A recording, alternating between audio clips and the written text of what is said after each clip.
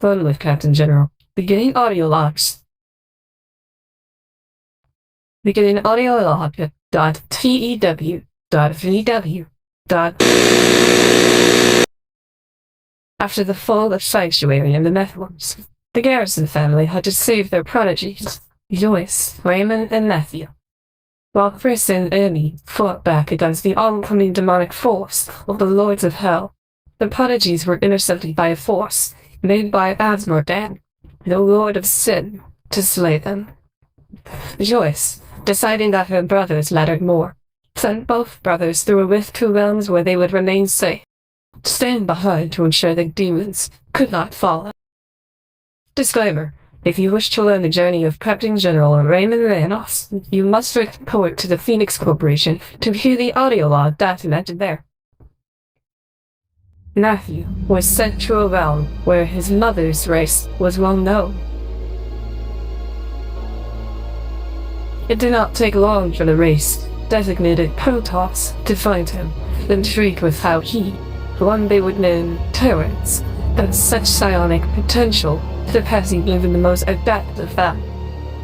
Matthew, due to the power, knowledge, and wisdom he acquired from his mother, knew them immediately, honored to be among the children his ancestors had created. Most events during this time are classified per request of the Protoss. Eventually, Matthew had to leave, meeting the Dark Templar along the way, and the ones he would work regularly with, Dark Prelate Zeratul. Finding the Terrans in the Caprulu sector, Matthew had decided that he would start the beginnings of his ascension with them. Making quite the name for himself with his skills in infiltration, deception, and stealth, he was quickly recruited into the Terran Dominion Covert Ops as its first ever commander. Once more, events during this time are classified, this time by the Dominion's orders. What can be said is that due to Matthew and his need to branch off from the Dominion to pursue the quest he was given by the one and only, he had to retire from the Covert Ops, placing his apprentice, Nova Terra, under command from now on. Before Matthew could depart, those who had worked under his command were allowed to join him in forming his personal military branch, thus giving conception to the PMC you now work in, the Phantom Operations. This organization thus began to engage those who wished to bring the universe to ruin, fighting against his own family, Amon, the Fallen One, his mother's younger brother. Events from here to the confrontation with Amon are classified due to being inconclusive. However, when Sarah Carradine, the newly ascended Zalaka, was making her first strike, and last one against Amon, she was stopped and sent away by Matthew, leaving him and Amon alone. It is unclear what happened between them, but the end product of his confrontation has led to a unique control over the void itself. Theory: Raymond is not dead. Instead, he was convinced by his nephew that he could change the infinite cycle in a way that did not require the destruction of the universe. Matthew has seen very infrequently after this, saying to those who could find him that he was preparing for a far more arduous war. A month later, Matthew was not reported in the sector, gone without a trace, but a brood under the command of Brood Mother Zagara was reported missing. This brood that is missing is the one that fights alongside us, and is what you would know as the Void Weaver brood, commanded by Brood Mother Zianka and Brood Mother Sikrista, who serve under their Brood Father's command, Matthew Reynolds. Beginning audio log dot TIW dot MFP dot.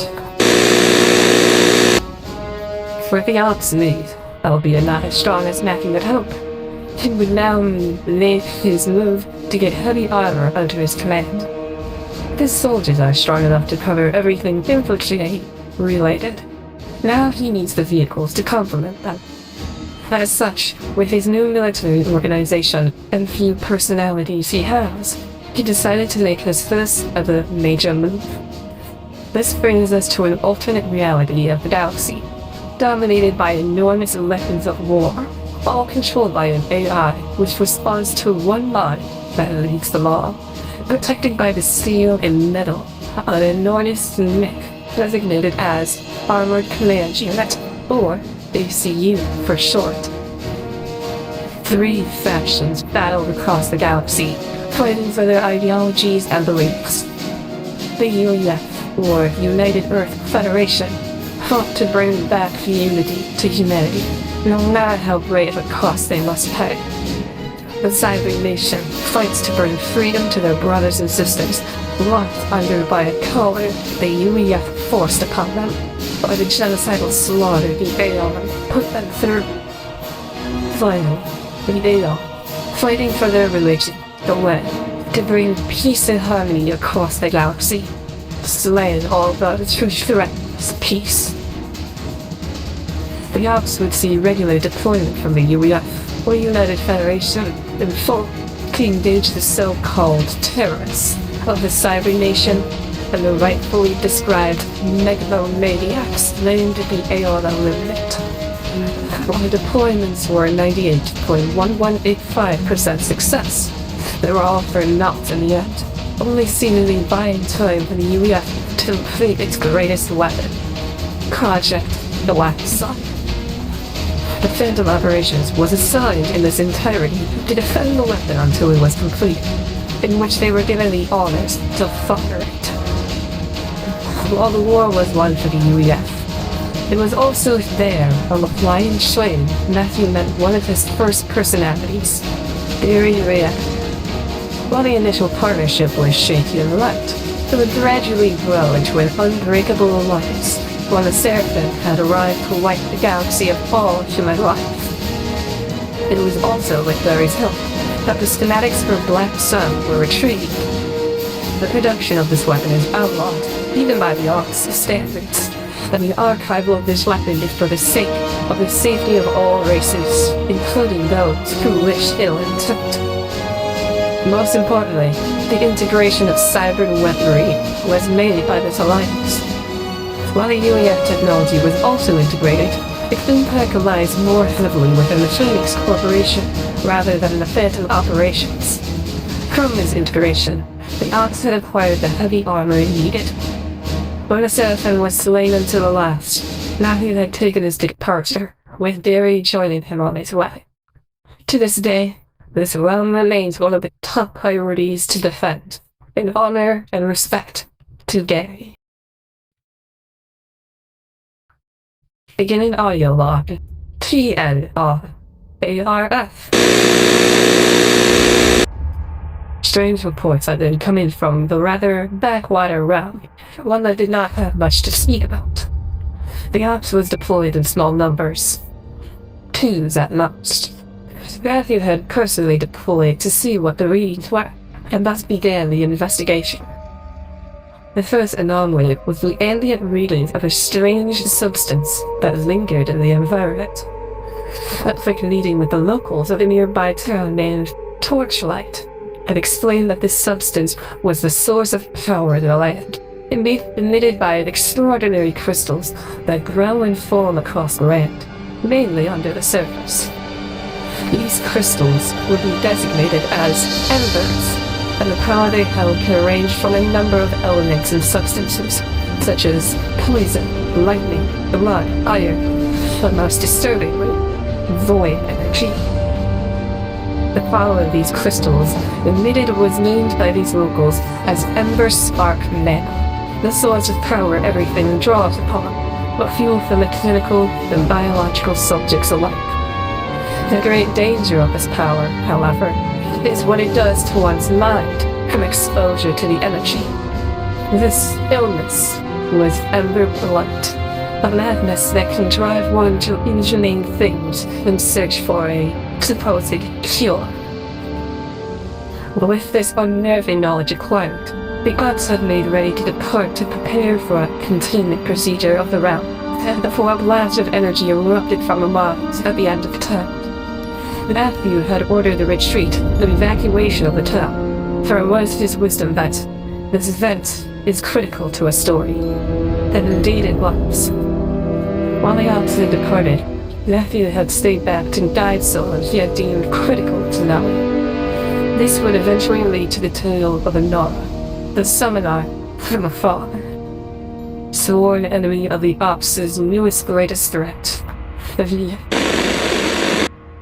It is from this same foe that the greatest enemy of Nephew would rise to power, his tale being spread cautiously, as the mere knowledge of one gains about the will lead to irreversible corruption. Because of this danger, further information is classified until the permission is granted from the Captain General or his Lieutenant Generals.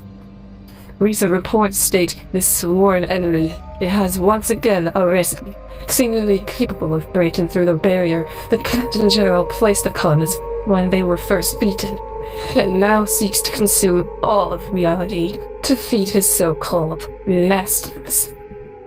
His victory spells the extinction of everything else. If you wish to partake in this duty to end the second greatest threat in all of existence, please report to Steel Wheel Program facilities for preparation. Beginning audio log. .tfr. .rac.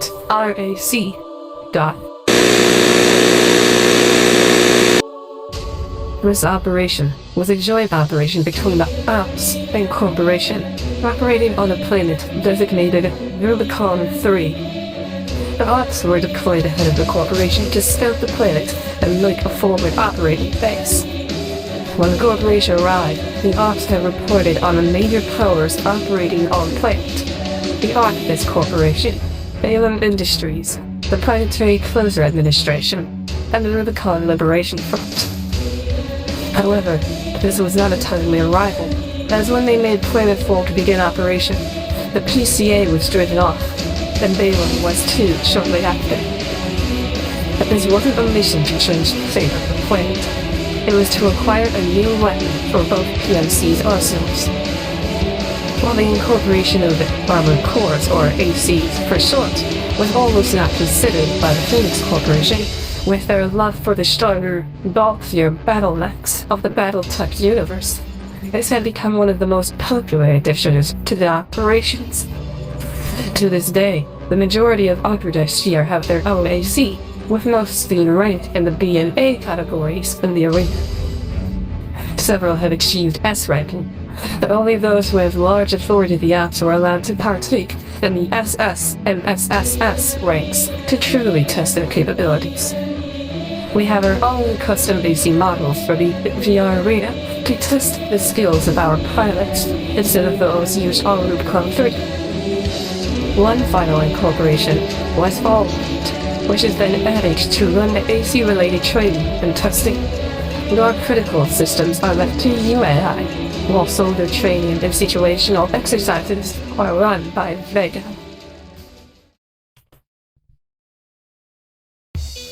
Beginning audio log. .osb.tug.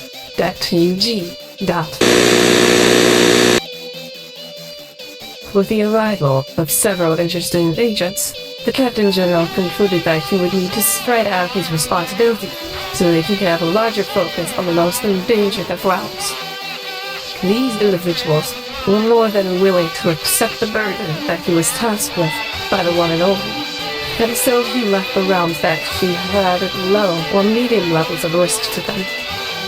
If this sounds familiar, then it's most likely you already know of the existence of the Umbral Guardians, the squad led by the Captain General himself, in defense of the realities.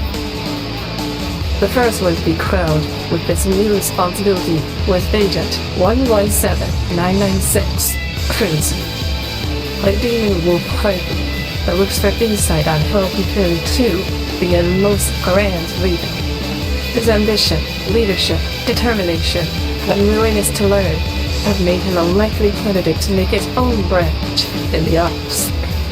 As for now, he already has a kingdom to look over, the Einheit Empire. The second to join was a pair of good friends, Agent 97823, Wolf Queen, and Agent 762946, Immolation. 97823 and the child of a notorious dead man, while 762946 was the product of genetic tampering and cybernetic augmentation gone wrong. Or perhaps done perfectly. 97823 was still quite young, a developing mind consumed in pills. The pills that can be steered in the right direction, while 762946 had a military background since his conception, giving him a significant edge in being chosen. Following closely behind was Agent 141560, Suda, a man that came from a technologically enough age, but a heart of duty and protection. His natural behavior to always stand and fight to those who can stand up for themselves makes him a rare sight in the ranks. A phase guy, the heavy infantry of the Alps. He furthers his need to protect the innocent, with his request to always be sent where the fighting is at its worst, specifically near dense civilian areas.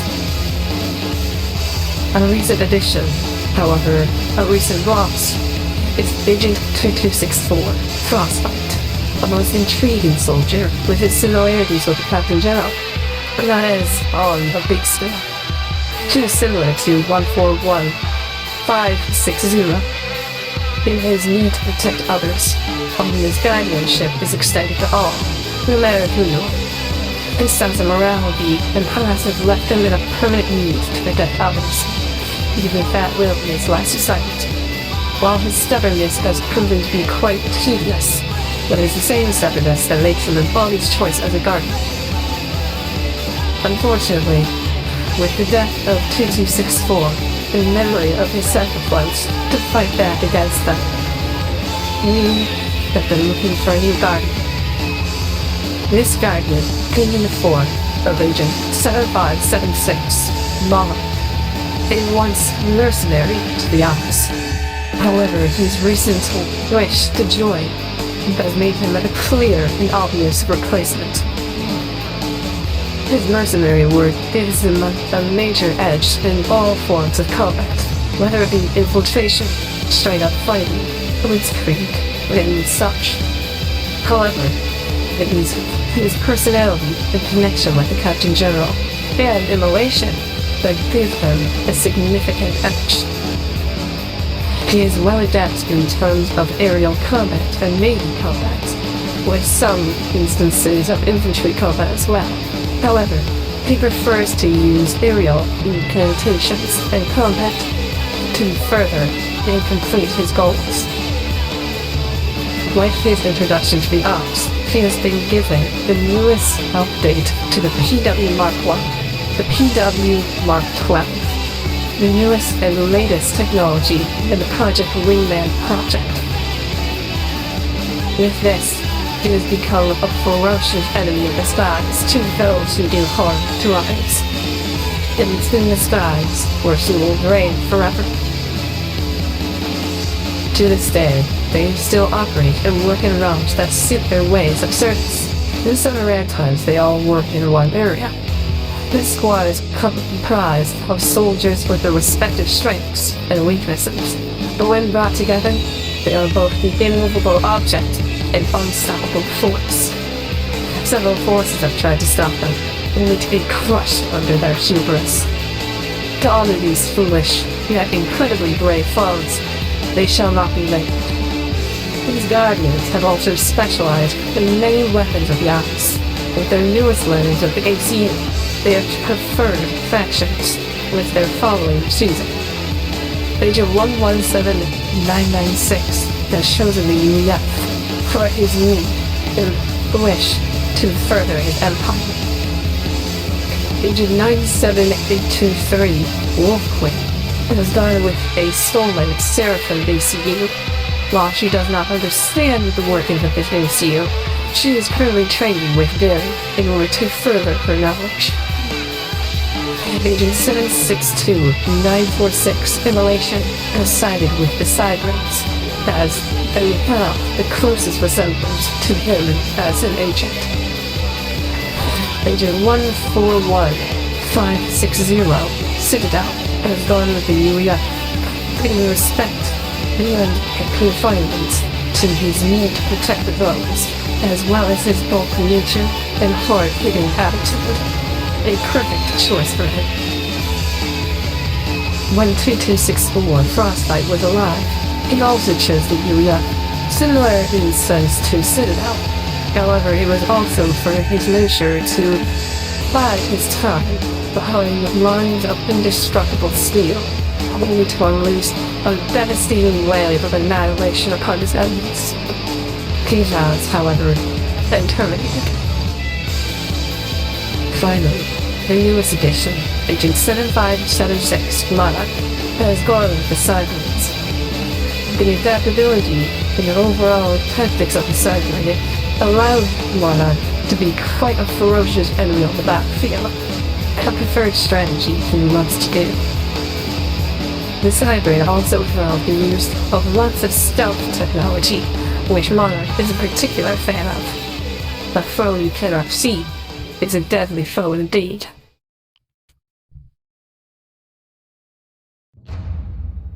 Beginning audio log for FNIA CSC.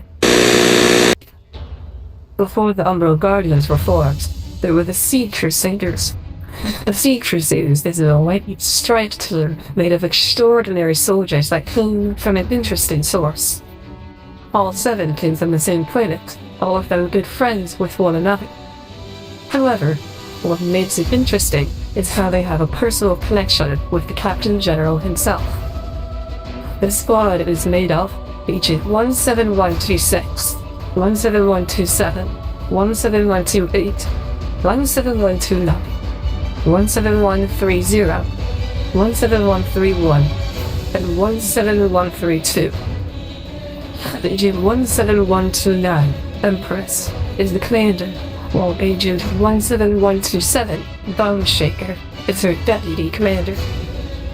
Agent 17126, Soul Ripper, is the assassin, while Agent 17130 is the commando specialist. Both of them specializing in CQC. Agent 17128, Magna, the demolitionist, and explosive expert of the team, while Agent 17132 is the assassin, hiding in the shadows, striking when the enemy least expects. Finally, Agent 17131, the Wizard, is the special intelligence officer, also doing well in spy work. These agents are the Leviathans of Planet 4546b, and have mutated and changed from an architect genetic alteration experiment that the Captain General was stuck in the middle of. While the Captain General was not happy with the sudden inclusion of his own family being involved with his work, he eventually allowed them to join him in his business. To ensure they would stay safe, he trained all 7 of them himself, teaching them everything he has learned throughout his 300,000 years of experience, and turning them into masters of any type of combat and warfare. After months of training and hard routines, they were given their first assignment, overseen by their husband. The beginnings were far from the Captain General's expectations, but they adapted quickly, turning the tide in their favor. The operation was a smashing success. However, the Captain General was still unbelievably terrified at the idea of his own loved ones going out into battle. As such, only she is allowed to oversee the operations they undergo. To this day, they undergo very few missions, but being assigned as an emergency response team will have those impacts.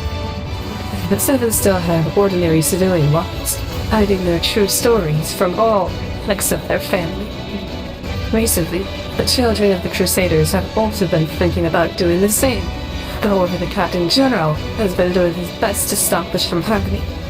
The official creation of the Oceanic Terror Squad is still pending. Beginning audio log, FTI, RPH. Warning, audio log classified, authorization required. Authorization partially granted. Summarizing. organisms, designated as Tyranids, became the main enemy of the Ops and the realm. The fall of Braxion led to the terrifying discovery that these insectoids were successful in assimilating the knowledge and genetic augmentation of our soldiers. However, because of the void infusion that all genetic augmentations grant to soldiers who are willing to do it, this infusion has scrambled the minds of the High Fleet, which underwent several changes in behavior, hide color, and ornaments. Because of this change, the Captain General made the bold decision to experiment with this new change, which led to the discovery of his newfound domination over the entire High Fleet. With new power in hand, and the disdain for what the galaxy turned into, he issued his PMC to evacuate those who were innocent from the human empire that had spread across the entire galaxy. Those who passed the test found salvation in the Captain General's self-made realm. Those who failed were left to their doom to be dominated by the High Fleet. Rival High Fleets attempted to overpower this new branch, only to be consumed by the Hive's newfound power. Once the galaxy was stripped clean and disordered empires crushed and scattered to the wind, the Ops departed, taking their new biological weapon with them. Beginning audio log, FCC, BAW. During the realm, designated 637 WOD CYP Mythology 3, was discovered this last century. A small scouting party was sent to learn what they could, then return to base. What was found was quite peculiar, and piqued the interests of everyone. From this realm, the spirits of cryptids and mythology creatures and beasts lived in pseudo-harmony, never in any major war, but never on the cusp of peace. But everyone involved was happy with where they were. Humans were naturally accepted amongst them all, with some of the races needing them in order to begin a new generation. While humanity was treated like livestock, they seemed to genuinely enjoy their place in the chain of power. It did not take long for the rulers of these races to take an interest in us, leading to many diplomatic calls and meetings between them with our own superiors. In the end, both agreed they could be invaluable to one another. The cryptids and mythological races wished to explore the multiverse, but they had no means to do it themselves. The Ops wanted to learn and adopt the ways of these fantastical creatures, but they did not wish to cross the line between ethical and unethical research. Together, they promised each other what they wanted, with these new beasts of mythology to join us, while we studied them further into how they all live as a being. From this partnership, the Ops created the Cryptid Company, a branch that is dedicated to these soldiers purely, made of soldiers that accepted the symbiote or cryptid into their body. They are divided into two teams, the Banshee Division and the Werewolf Brigade. While any gender may join either, it is gender-specific cryptids and mythological beasts that make the divide. Those purely female join the Banshees, while those purely male join the Werewolves. These soldiers are looked over by handlers, those strong-willed enough to accept the symbiosis of an eldritch horror, to keep them all in check. While this is mostly excessive, there are still times when one may fall to their symbiote. Beginning audio log, IAS, ITW. A distress call was received across an open line throughout the multiverse, one that the Ops swiftly responded to. Upon arrival, the Ops discovered that this realm is in the stages of humanity's end, and as the rogue military AI software, deeming itself the Iron Hand. Leading with General Samson of the Resistance, his gratitude to the reinforcements was apparent, due to this war being horribly south for the Resistance. With the diversity and firepower of the Resistance and the Ops, the Iron Hand was driven out from the wastelands, but unfortunately the war had only just started. This conflict lasted 2 years before the Iron Hand was broken, with heavy casualties for the resistance.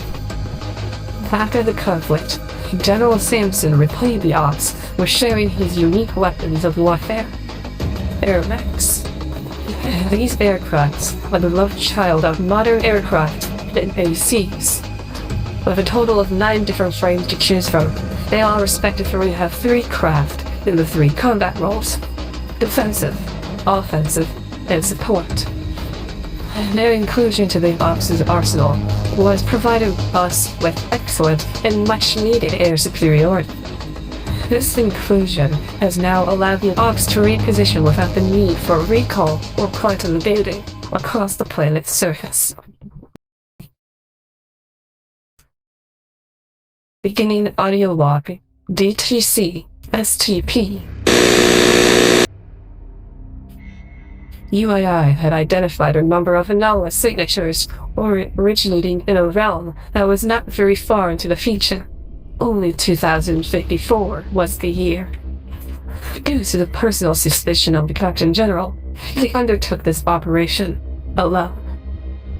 What he did not expect was to be dropped in the middle of a worldwide epidemic. A virus, designated as the MV, has ravaged its way across the entire planet. There is few humans surviving in the last bastions that littered here and there across the planet's surface. The Captain General traced the origin of this virus to a facility simply named the Complex, located in Garganta, Brazil. In this facility, there were hundreds of pods containing human cargo inside them, used to send the cargo into the depths of the facility to reclaim lost materials for an entity only called the Warden. The Captain General accompanied one such team down into the depths, telling them he worked for this Warden as one of its remaining team officers, overlooking the squad to ensure they did their job. While this did ensure he could stay with them in the squad, it did not start them off on a good path. During this time, the soldiers, or as called by the Warden, prisoners, allowed the Captain General to learn about them. Elijah Daniel Woods came from America, a pious and God-fearing man. He believed he was the chosen one that would drive the devil out from the planet, only to be brought here under the diagnosis of psychosis. Obio Dauda, a Nigerian and citizen of Brazil, was a former scientist of the facility that was made a prisoner after he lost his memories to preserve his life. Aidan Hackett, coming from Ireland, had come to the facility to treat his PTSD by willingly accepting the brainwashing treatment, only to be deceived into working for the Warden. Finally, Frank Bishop, the hacker from England, was brought here as punishment for his activities at his former job, Xantonian Industries.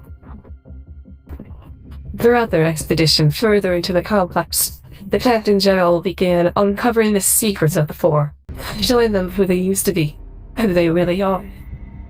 This did not sell with any of them, taking their anger out on them. However, the Captain General had finally revealed his true allegiance. Before he met the squad, he met with Schaefer, the one who had been guiding them to true freedom. The Captain General had told the Four that he can bring them the revenge they wanted, while also leaving the crime scene.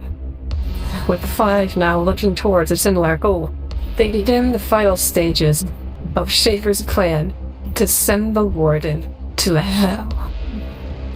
The team fought their way through the facility to the primary reactor and began to overload it, while Schaefer prepared the matter wave projector to send them somewhere where the NAMZ didn't exist.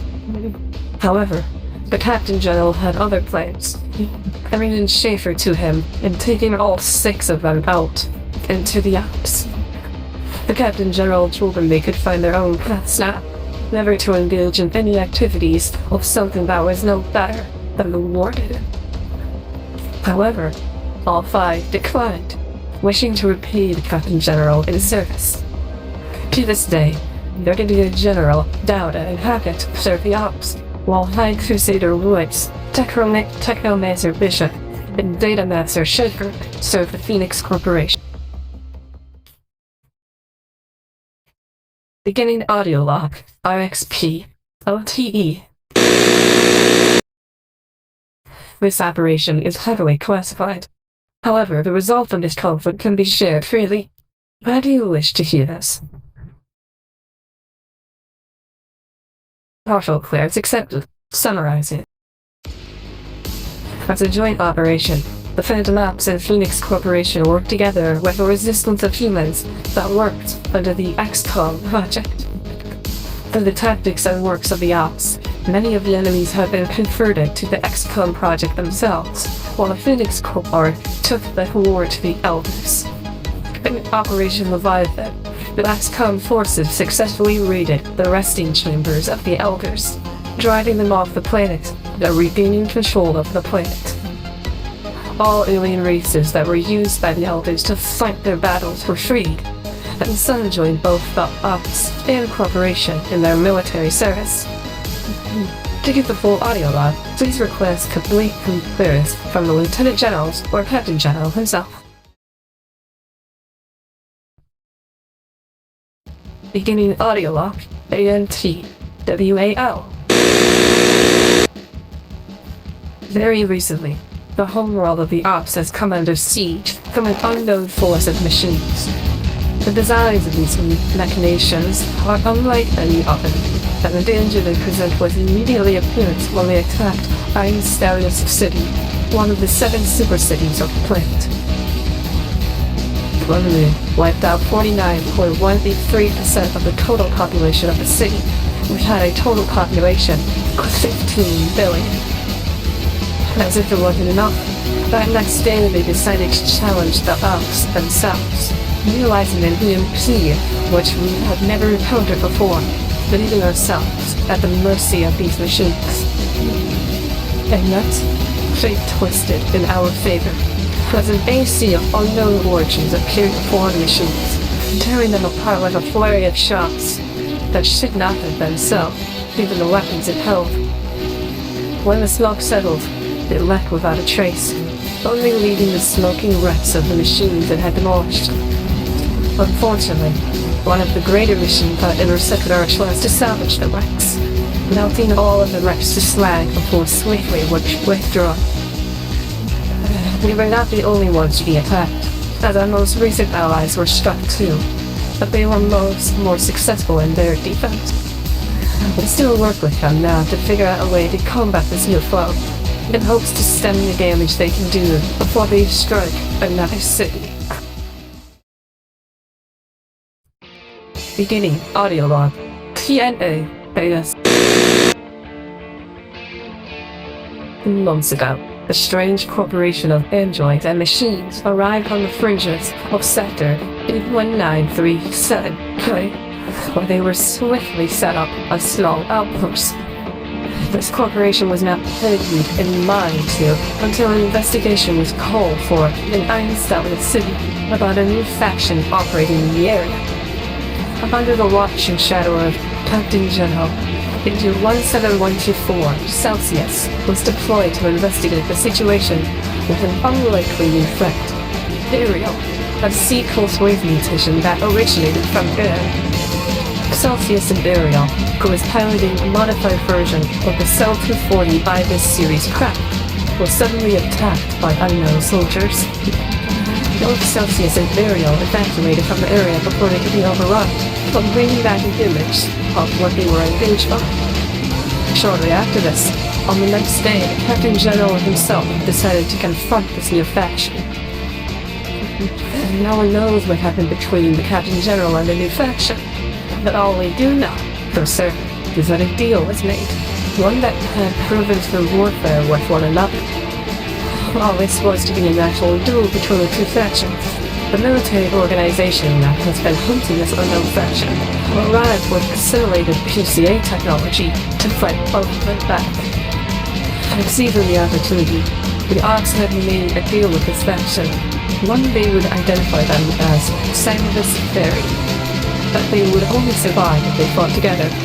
In return, they would drive this CCO false the Captain General's claims that they were real to their role. Hearing this, they grudgingly agreed, and together the KCCO was driven off in a matter of days.